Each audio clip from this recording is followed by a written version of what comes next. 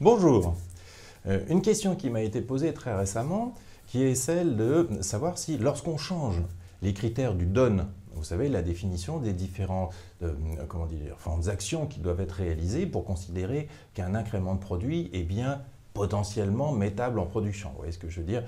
C'est pas du tout français, mais vous voyez bien ce que je veux dire. Est-ce que lorsqu'on revoit cette définition du DONE, est-ce qu'il faut revenir sur les développements passés?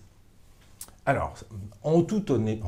rigueur, à partir du moment où le niveau de qualité, puisque ça, c'est de ce dont on est en train de parler, dans la définition du DONE, on est bien sur les critères qualité, à partir du moment où le niveau de qualité change, eh bien, il y a une problématique sur la qualité des développements passés qui, normalement, n'est plus au niveau des attendus. Alors, étant donné qu'à la fin de notre sprint, on doit livrer quelque chose qui fonctionne, on ne peut pas se permettre de dire eh bien, écoutez, on va griller un sprint ou deux pour récupérer tout le travail qui a été fait avant ce changement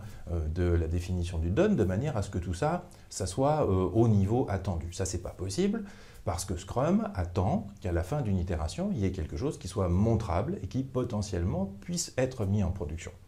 Donc on va embarquer ce travail de refactoring, on va dire ça d'une manière très très large, au fur et à mesure de l'itération, des itérations, de manière à remettre à niveau les développements qui ont été faits avant et qui ne correspondent pas au niveau de qualité qui est attendu aujourd'hui et demain. Donc oui, bien sûr, il faut remettre à niveau les développements qui ont été réalisés, mais on va le faire de manière progressive, de manière continuelle, de façon à ce qu'on ne bloque pas une itération ou qu'on ne mobilise pas en une seule fois, si vous voulez, les forces pour faire ce travail-là, ce qui potentiellement